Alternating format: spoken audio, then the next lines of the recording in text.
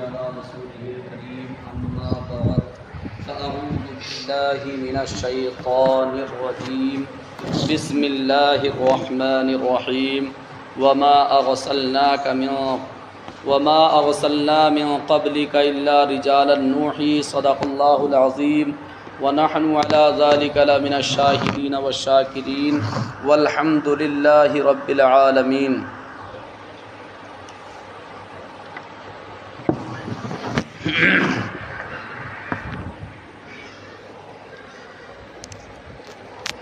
سر اعلیٰ حضرت نبی کریم صلی اللہ تعالی علیہ وسلم کی بارگاہ میں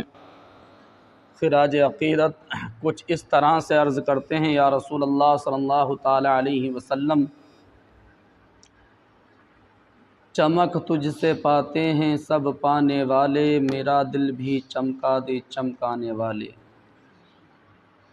ایک تو یہ کہ جب چمک والے کی بات شروع کی تو چمک سے ہی شروع کی. دوسرا یہ کہ سرکار اعلیٰ حضرت نے ایک ہی جملے میں ساروں کو شامل فرما لیا. اس میں چھوٹے بھی آ گئے، بڑے بھی آ گئے، مرد بھی آ گئے، عورتیں بھی آ گئیں، امیر بھی آ گئے، غریب بھی آ گئے،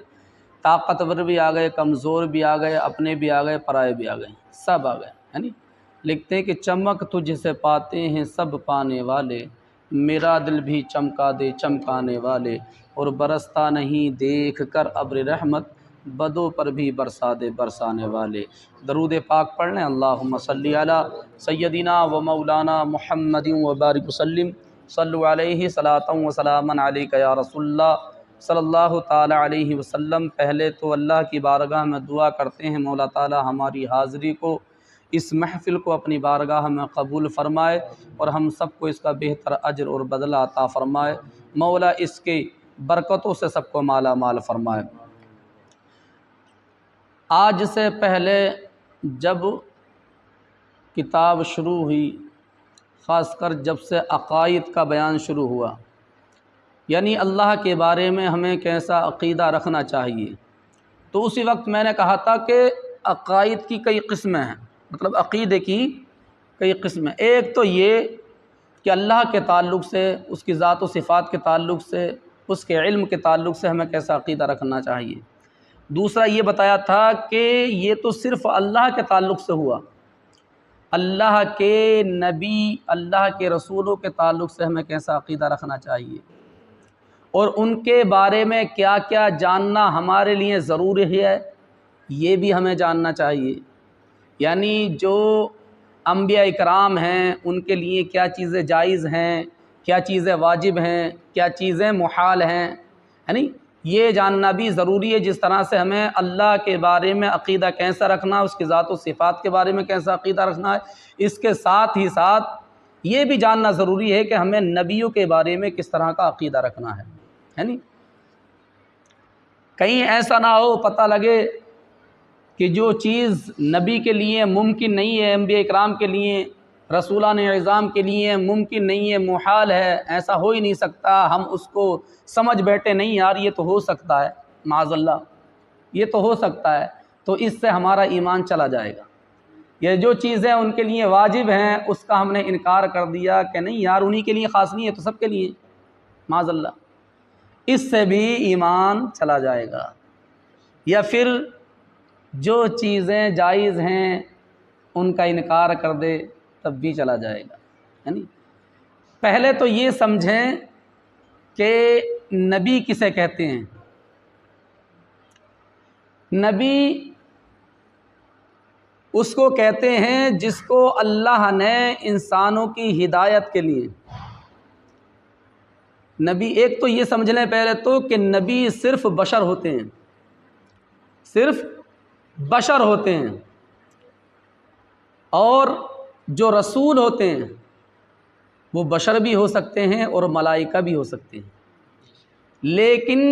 جو نبی کا معاملہ ہے وہ بشریت کے ساتھ خاص ہے، اس کے لیے بشر ہونا ضروری ہے. اور بشر میں بھی صرف مرد ہوں گے، عورتیں نہیں ہو سکتی، جن نہیں ہو سکتے، صرف مرد. یعنی قرآن پاک میں بھی ابھی جیسے خطبہ مسنونہ کے بعد میں نے جس آیت کریمہ کی تلاوت کی، اللہ فرماتا ہے وما ارسلنا من قبلک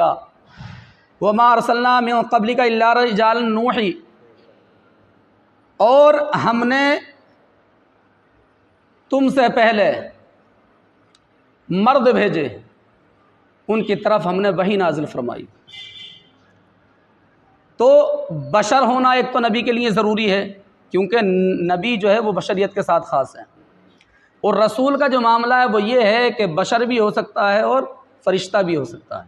جیسا کہ حضرت جبرائیل علیہ السلام رسول ہیں، حضرت میکا علیہ السلام رسول ہیں، یعنی فرشتے بھی، اور حضرت اسرافیل علیہ السلام، حضرت اسرائیل علیہ السلام۔ تو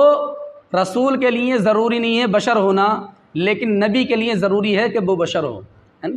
دوسرا یہ کہ نبی سارے مرد ہوئے ہیں، عورت کوئی نہیں، جن کوئی نہیں، ہے نا۔ دوسرا یہ کہ وحی، ابھی ذکر ہوا وحی کا، وحی کس کو کہا جاتا ہے؟ تو وحی کا لغوی معنی تو یہ ہے کہ پیغام پہنچانا، دل میں اتارنا، یا خفیہ ملاقات، خفیہ بات کرنا۔ اور اصطلاح میں نبی وحی کا معاملہ یہ ہے کہ وحی اللہ کے اس کلام کو کہا جاتا ہے جو نبیوں کی جانب، اللہ کی جانب سے کلام آیا ہو نبیوں پر، اب وہ چاہیں واسطے کے یعنی بالواسطہ آیا ہو یا بلا واسطہ، یعنی واسطے کے ساتھ آیا ہو یا بغیر کسی واسطے کے آیا ہو، یعنی جیسے شب معراج میں حضور علیہ الصلوۃ والسلام نے اللہ سے ملاقات کی، وہ ڈائریکٹلی کی، جو بھی پیغام ملا ڈائریکٹلی ملا، بغیر واسطے کے ملا۔ ایسے ہی کوہ طور پر جب حضرت موسیٰ علیہ السلام اللہ سے ملاقات کے لیے جاتے تو ڈائریکٹلی ملاقات کرتے، ہے نہیں، اور جو بھی حکم ہوتا اللہ کا وہ آپ ہی کو ہوتا، نہ کہ فرشتے کے ذریعے بھیجا جاتا۔ تو یہ ہو گیا بغیر کسی واسطے کے، اور واسطہ یہ ہوا کہ فرشتہ اس پیغام کو لے کر نبی کی بارگاہ میں آیا ہو، ہے نہیں۔ تو واسطے کے ساتھ بھی ہو سکتی ہے وہی، اور بغیر واسطے کے ساتھ بھی ہو سکتی ہے کہ نہیں۔ خیر، آج کا ہمارا جو سبق ہے وہ ہے عقائد متعلقہ نبوت، یعنی نبوت سے جو متعلق عقائد ہیں، جو عقیدے ہیں، ان کے تعلق سے آج بیان کیا گیا۔ تو چلو سبق شروع کرتے ہیں۔ بسم اللہ الرحمن الرحیم۔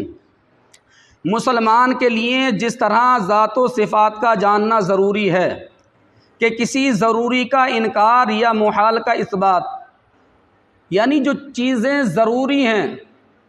ان کا انکار کر دے کہ نہیں بھئی ایسا نہیں ہے، یا پھر جو چیزیں ہو ہی نہیں سکتی اس کا جو ہے اثبات، یعنی اس کا اقرار کر لے، اس کا اقرار کر لے۔ تو کہہ رہے ہیں کہ کسی ضروری کا انکار یا محال کا اثبات اسے کافر نہ کر دے۔ اس لیے جس طرح سے ذات و صفات کا جاننا ضروری ہے، اس کے لیے اور کس چیز کا جاننا ضروری ہے وہ آگے بتا رہے ہیں۔ اسی طرح یہ جاننا بھی ضروری ہے کہ نبی کے لیے کیا جائز ہے اور کیا واجب اور کیا محال، کہ واجب کا انکار اور محال کا اقرار موجب کفر ہے، یعنی وہ ایمان سے خارج ہو جائے گا، کافر ہو جائے گا۔ کس بات پر؟ اگر اس نے جو چیز نبی کے لیے ممکن نہیں ہے، محال ہے، جیسے جھوٹ بولنا، گناہ کرنا، معاذ اللہ، ہے نہیں، یہ چیزیں کیا ہیں ان کے لیے؟ محال ہیں، ہو ہی نہیں سکتا، وہ معصوم ہیں، معصوم ہیں۔ تو ان کے لیے ماننا کہ وہی جھوٹ بول سکتے ہیں، جیسا کہ معاذ اللہ جو گستاخ رسول ہیں، دیوبندی وغیرہ، وہابی وغیرہ ہیں، انہوں نے اللہ تک پر معاذ اللہ کہہ دیا کہ اللہ جھوٹ بول تو سکتا ہے، قادر تو ہے وہ اس بات پر، لیکن بولتا نہیں ہے۔ کتابوں میں ان کی دیکھو بہت ساری خرافات ہیں، بہت سارے کفریہ کلمات انہوں نے لکھے ہیں، اللہ ہدایت عطا فرمائے۔ اسی طرح سے جو چیزیں ممکن نہیں ہیں اس کو کہتے نہیں یار ہو تو سکتا ہے، وہ الگ باتیں نہیں کرتے ہوں معاذ اللہ، ہے نہیں، وہ الگ باتیں نہ کرتے ہوں۔ تو یہ چیزیں کیا محال ہے، ان کے لیے ہو ہی نہیں سکتا۔ اور جو چیزیں واجب ہیں، جو ضروری ہیں، جیسے انبیاء اکرام پر جو ہے تہجد کی نماز واجب تھی، ہے نہیں، لیکن ہم پر نہیں ہے،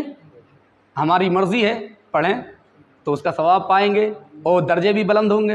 ہے نہیں، اللہ سے قرب بھی، ہمارا جو اللہ سے رشتہ ہے، جو تعلق ہے، جو قربت ہے اور زیادہ قریب ہو جائے گی۔ لیکن یہ ہمارے لیے خاص نہیں ہے، انبیاءوں کے لیے تھا، نبیوں کے لیے تھا۔ تو کوئی کہے جو چیزیں ان کے لیے واجب ہیں، جو چیزیں ان کے لیے ضروری ہیں، بھئی نہیں یہ تو سب کے لیے ہے، ہو سکتا ہے کوئی بھی کر سکتا ہے، سب کے لیے واجب ہے یہ تو،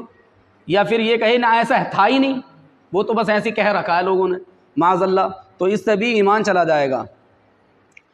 اسی طرح یہ جاننا بھی ضروری ہے کہ نبی کے لیے کیا جائز اور کیا واجب اور کیا محال، کہ واجب کا انکار اور محال کا اقرار موجب کفر ہے، اور بہت ممکن ہے کہ آدمی نادانی سے خلاف عقیدہ رکھے، یعنی جو باتیں میں نے ابھی بتائیں ایسا عقیدہ رکھ لے کہ نہیں یار یہ ہو سکتا ہے معاذ اللہ، یعنی جب کہ ان کے لیے محال ہے، تو اس سے بھی ایمان چلا جائے گا، یا خلاف بات زبان سے نکالے اور ہلاک ہو جائے۔ اب کہہ رہے ہیں اس کے تعلق سے، نبی کے تعلق سے، نبی کون ہوتا ہے اس کے تعلق سے پوری بات بیان کر رہے ہیں وضاحت کے طور پر۔ عقیدہ انسان کی بولی سمجھتا ہے، نبی کے تعلق سے جو عقیدہ ہے، عقیدہ نمبر 1، نبی اس بشر کو کہتے ہیں جسے اللہ تعالیٰ نے ہدایت کے لیے وحی بھیجی اچھے طریقے سے سمجھا سکتا ہے، جسے اللہ تعالیٰ نے جانور کو سمجھانے ہدایت کے لیے وحی بھیجی، جانور کو سمجھانے لگے اور ذہن میں آئی تو اسے پٹا تو لے گا وہ کچھ دنوں میں، اللہ پر کیا یہ اشاروں پر کام تو کروا لے گا، لیکن وہ اس بات کو سمجھنے سے قاصر ہے، یعنی کافی وقت لگے گا، کافی وقت، لیکن وہ بھی بولنے پر اس طرح سے قادر نہیں ہے، نہ اس طرح سے سمجھ رکھنے والا ہے کہ نہیں؟ تو ان جنس کی بات کو ایک دم سمجھتا ہے، یعنی جانور کی بات کو جانور جلدی سمجھتا ہے، انسان کی بات کو انسان جلدی سمجھتا ہے، اور سمجھنے کا وہ مادہ بھی رکھتا ہے، تو اس لیے ہمارے لیے ضروری تھا، اللہ کے لیے ضروری نہیں تھا کہ وہ نبی بھیجے، تاکہ ہمیں پوری مکمل طور پر بات سمجھ میں آ جائے، ہے نا؟ اس لیے عقیدہ نمبر 1، نبی اس بشر کو کہتے ہیں جسے اللہ تعالیٰ نے ہدایت کے لیے وحی بھیجی ہو، اور رسول بشر ہی کے ساتھ خاص نہیں بلکہ ملائکہ بھی رسول ہیں، یعنی جیسا کہ اللہ نے قرآن مقدسہ کے اندر ارشاد فرمایا وَلَقَدْ جَاءَتْ رُسُلُنَا إِبْرَاهِيمَ بِالْبُشْرَىٰ قَالُوا سَلَامًا، اور بے شک ہم نے ابراہیم علیہ السلام کے پاس فرشتے بھیجے خوشخبری لے کر، مژدہ لے کر، بولے سلام، یعنی اس میں جو رسولنا، یہ رسول کی جمع ہے رسولنا، رسولو، یا پھر یہاں پر جو رسولنا یہ ایک کو کہا جاتا رسول اور بہت سارا کو کہا جاتا رسولو، تو اس میں جو ہے ان رسولوں کی جمع ہے پوری، رسولنا، عربی میں اگر اس کو پڑھیں گے تو رسولنا، اور ایک کے لیے رسول، رسولنا۔ تو اللہ نے ارشاد فرمایا اور بے شک ہم نے ابراہیم علیہ السلام کے پاس فرشتے بھیجے خوشخبری یعنی مژدے کے ساتھ، اور بولے سلام، تو فرشتوں کو بھی یہاں رسول سے خطاب فرمایا گیا، فرشتوں کو بھی رسول سے خطاب فرمایا۔ اس کا مطلب یہ ہے کہ جو رسول ہے وہ بشریت کے ساتھ خاص نہیں ہے، وہ بشر بھی ہو سکتا ہے اور فرشتہ بھی ہو سکتا ہے، اور نبی کے لیے بشریت خاص ہے، اس کے لیے بشر ہونا ضروری ہے، اور بشر کے ساتھ ساتھ مرد ہونا بھی ضروری ہے، یعنی جیسا اللہ نے فرمایا وَمَا أَرْسَلْنَا مِن قَبْلِكَ إِلَّا رِجَالًا نُوحِي۔ تو عقیدہ نمبر 2، انبیاء سب بشر تھے اور مرد، نہ کوئی جن نبی اور نہ عورت، یعنی نہ ہی تو کوئی جن نبی ہوا اور نہ ہی عورت کوئی نبی ہوئی، یعنی جتنے بھی نبی دنیا کے اندر اللہ نے بھیجے وہ سارے کے سارے مرد تھے، کوئی عورت کوئی جن نہیں۔ عقیدہ نمبر 3، اللہ ازل پر نبی کا بھیجنا واجب نہیں، اس نے اپنے فضل و کرم سے لوگوں کی ہدایت کے لیے انبیاء بھیجے تاکہ مکمل طور پر اللہ کا پیغام بندوں کی سمجھ میں آ جائے اور ان تک پہنچ جائے، یعنی اور ان کے لیے آسانی ہو اس کو سمجھنے میں۔ ہماری آسانی کے لیے اللہ نے ہم پر مہربانی فرمائی، فضل فرمایا، کرم فرمایا، تاکہ ہمیں مکمل طور پر دین کی سمجھ، اسلام کی سمجھ آ جائے، اللہ اس کے رسول کی پہچان مکمل طور پر ہو جائے۔ عقیدہ نمبر 4، نبی ہونے کے لیے اس پر وحی ہونا ضروری ہے، یعنی جو نبی ہوگا، جیسے معاذ اللہ بہت ساروں نے جو اعلان بھی کیے تھے اور قیامت تک کرتے بھی رہیں گے، کچھ خدائی کا دعویٰ کرتے رہیں گے، کچھ نبی ہونے کا بھی دعویٰ کریں گے، یعنی کیا بھی ہے معاذ اللہ اور کرتے بھی رہیں گے، جو دجال قسم کے لوگ ہیں وہ آتے رہیں گے، یعنی یہ سب ان کی ذریت میں سے ہی ہیں۔ تو نبی پر کیا ہوتی ہے، ضروری کیا ہے کہ اس پر اللہ کی جانب سے وحی نازل ہوتی ہے، اللہ کا پیغام، چاہے وہ واسطے کے ذریعے سے ہو، ابھی جیسا کہ بتایا، یا بغیر واسطے کے ذریعے سے ہو۔ عقیدہ نمبر 4، نبی کے ہونے کے لیے اس پر وحی ہونا ضروری ہے، خواہ فرشتے کی معرفت ہو یا بلا واسطہ، یعنی فرشتے کے ذریعے سے ہو وحی، اللہ کا پیغام فرشتے کے ذریعے سے نبی پر آئے، یا پھر بغیر کسی کے واسطے سے آئے، بغیر کسی کے ذریعے سے ہو، یعنی خود اللہ رب العزت نے پیغام دیا ہو۔ عقیدہ نمبر 5، بہت سے نبیوں پر اللہ تعالیٰ نے صحیفے اور آسمانی کتابیں اتاری، ان میں 4 کتابیں بہت مشہور ہیں۔ یہاں پر ایک لفظ آیا صحیفے اور ایک لفظ آیا کتابیں۔ صحیفے بھی اللہ کے کلام ہیں اور کتابیں بھی اللہ کا کلام ہیں، ہے کہ نہیں؟ لیکن جو چھوٹی کتابیں ہیں ان کو صحیفے کہا گیا ہے، اور جو بڑی کتابیں ہیں ان کو کتابیں کہا گیا ہے نہیں؟ یعنی آسمانی کتابیں جو مشہور ہیں وہ 4 ہیں، تورات، انجیل، زبور اور قرآن مجید، ہے نہیں؟ باقی جو چھوٹی چھوٹی کتابیں اور نبیوں پہ نازل ہوئیں اس میں ان کو جو خطاب دیا گیا وہ صحیفوں کا خطاب دیا گیا، لیکن بڑی جو کتابیں ہیں ان کو کتاب کا نام دیا گیا۔ حالانکہ یہ صحیفے جو ہیں وہ بھی اللہ کا کلام ہے اور کتابیں بھی اللہ کا کلام ہے، جو بھی آسمان کی طرف سے آسمان دنیا پر نازل ہوئی، یعنی اللہ کی جانب سے جو بھی کلام وحی کی صورت میں یا پھر بغیر واسطے کے نبیوں پر جو بھی کلام الہی آیا اور جو بندوں تک وہ پہنچایا، چاہے وہ کتاب کی شکل میں ہو چاہے وہ فرمان کی شکل میں ہو، یعنی تو جو کتابوں کی شکل میں آئے اس میں چھوٹی کو صحیفے اور بڑی کو کتابیں کہا گیا، اور سب یہ اللہ کا ہی کلام ہے۔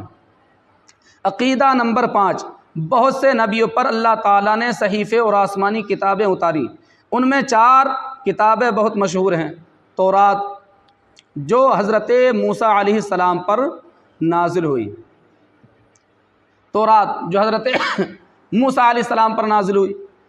اور زبور جو حضرت داؤد علیہ السلام پر نازل ہوئی، انجیل جو حضرت عیسیٰ علیہ السلام پر نازل ہوئی، اور قرآن عظیم کے سب سے افضل کتاب ہے، سب سے افضل رسول حضور پر نور احمد مجتبی محمد مصطفیٰ صلی اللہ تعالی علیہ وسلم پر نازل ہوا۔ اب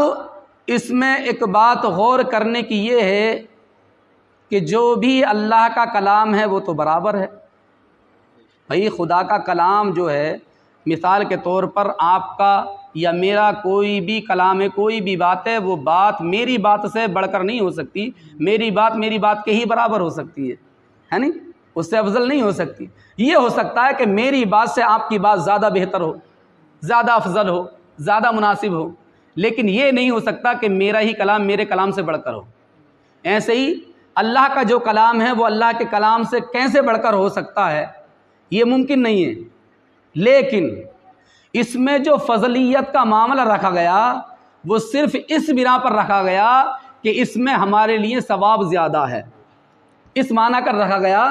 کہ اس میں ہمارے لیے ثواب زیادہ ہے۔ اور دوسری وجہ یہ ہے کہ اللہ کے کلام جو ہے برابر یقیناً، لیکن یہاں پر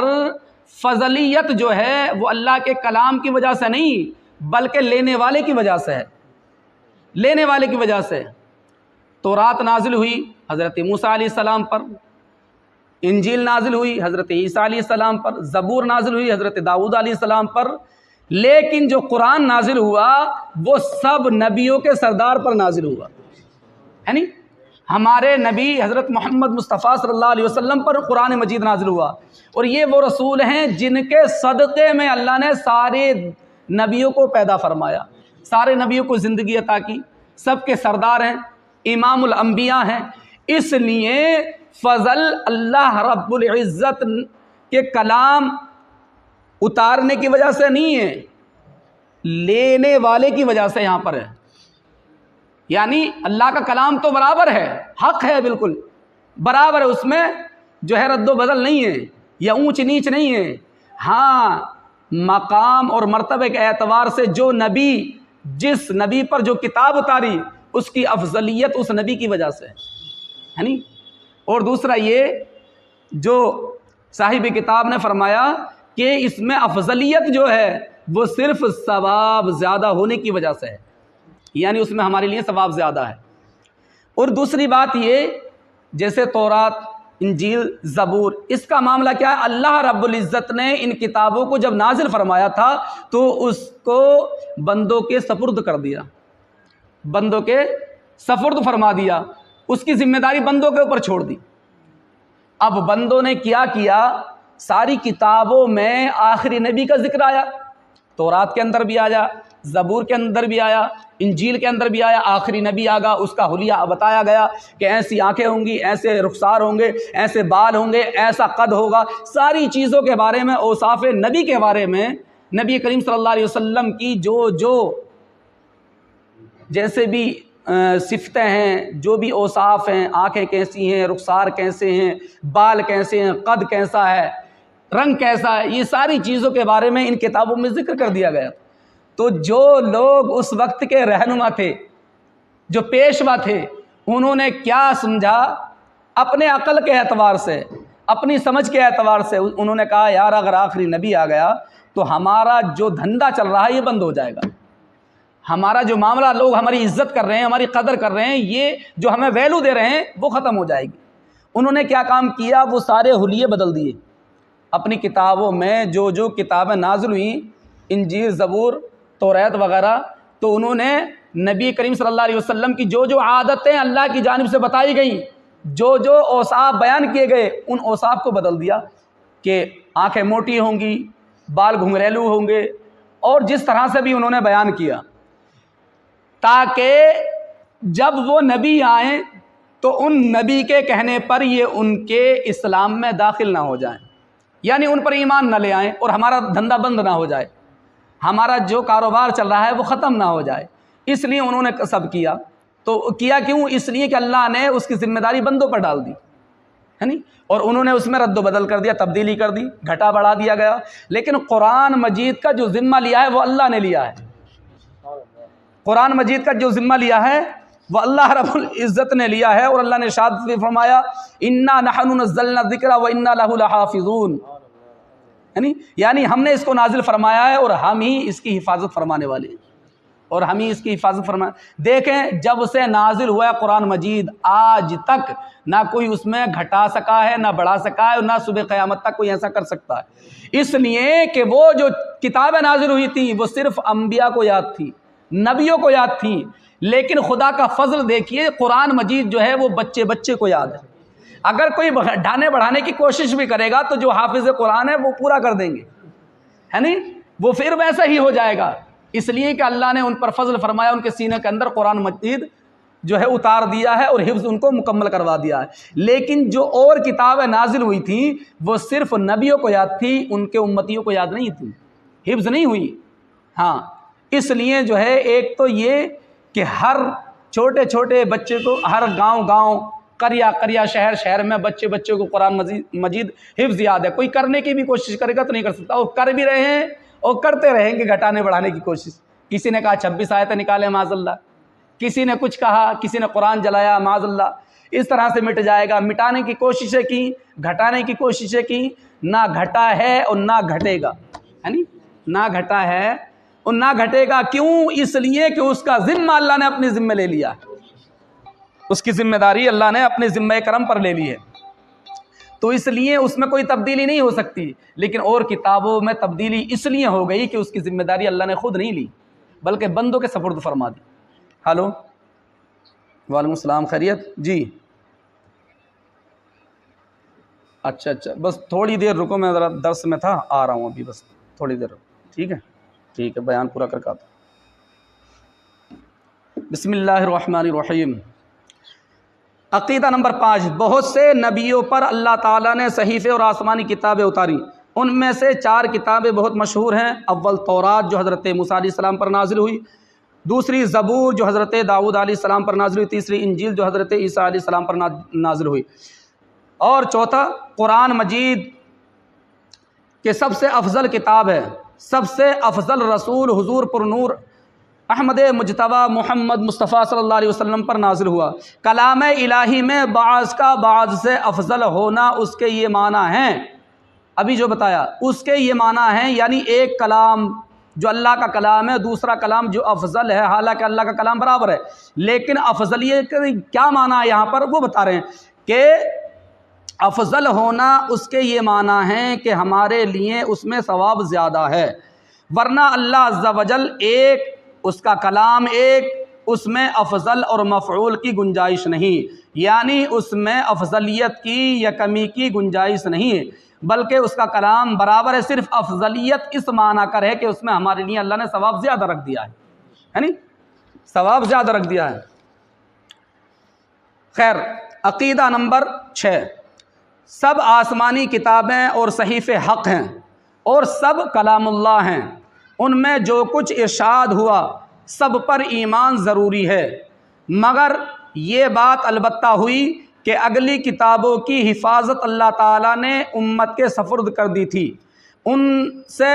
اس کا حفظ نہ ہو سکا، یعنی وہ اس کو مکمل بغیر دیکھے زبانی یاد نہ کر سکے، صرف انبیاء کو یاد تھی، مگر یہ بات البتہ ہوئی کہ اگلی کتابوں کی حفاظت اللہ تعالیٰ نے امت کے سپرد کر دی تھی، ان سے اس کا حفظ نہ ہو سکا، کلام الہی جیسا اترا تھا ان کے ہاتھوں میں ویسا باقی نہ رہا، یعنی